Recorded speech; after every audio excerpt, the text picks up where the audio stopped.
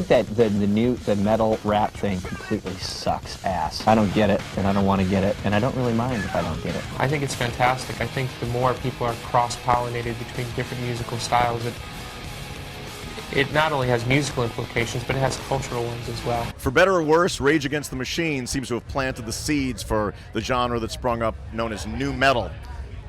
My apologies. I mean, because here, I will tell you what happened, though. I can tell you exactly what happened. Rage Against the Machine was a band that had great riffs and sort of created a genre and a global fan base that then Rage Against the Machine did not serve. We made a record every 4 years, you know, and in that gap, I remember people at our records company going like, if only there would be bands that sounded like Rage Against the Machine, but sang about girls and showed up for video shoots and, you know, and did sort of the stuff in the game, and lo and behold, a genre was born.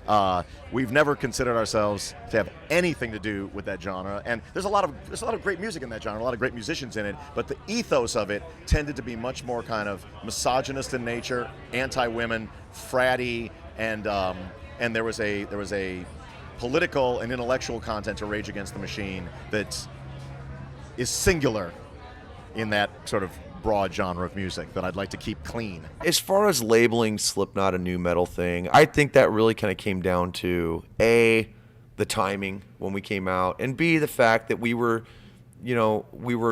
still kind of using a lot of like hip hop elements and whatnot.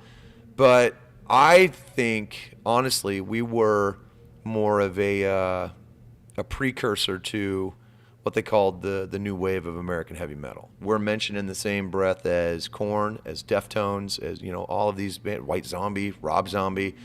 I mean, those are good names to be associated with, you know. They're still around doing it. They're some of my good friends, and they're still pushing the boundaries musically. Korn and Deftones especially, you know, Deftones with White Pony, it was night and day from what they had done with Around the Fur, or even the first album. So it was almost like, you know, they allowed bands like us and you know a ton of other bands to be able to, you know, to have the freedom to explore. I love the riffs. I love that guitar player dressing up and looking like an alien. I think that's awesome. And I love, you know, the attitude. You know, you want to break some shit tonight. How about your fucking face? Who can't relate to that? What do Tool think of the new breed of sports metal acts with their big shorts and accompanying DJs such as Linkin Park? It's kind of hard to really put those things in a category of band. It's more like a, you almost have to, if there's like another Billboard chart. Are they a boy band?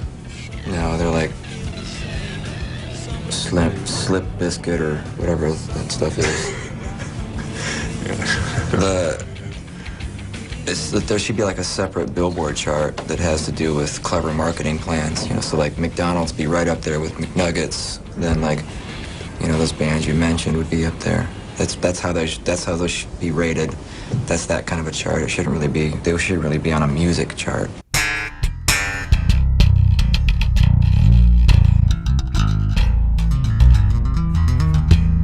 Yeah, mix it with stepping, and then it kind of sounds bigger. Are you influenced by Ryan Martin? Yeah, it's obvious. Yeah, yeah, yeah.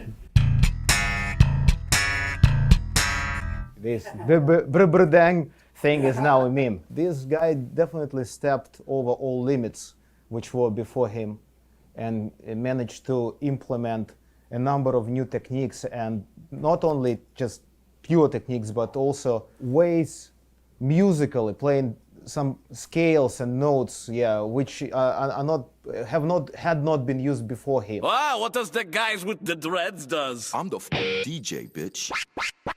Yo, I'm the singer, rapper. I could do both, son. Rap rock band with the DJ. Yeah, that's us, motherfucker. Somebody tell this band what year it is.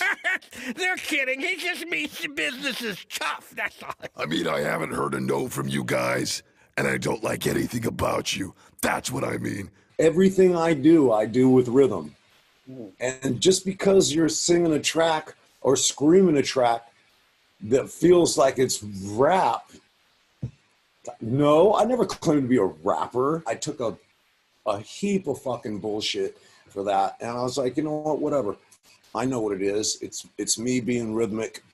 I listen to that record now, and that fucking record was way ahead of its time. And I'm gonna do this right now. Yeah, Tommy, it was.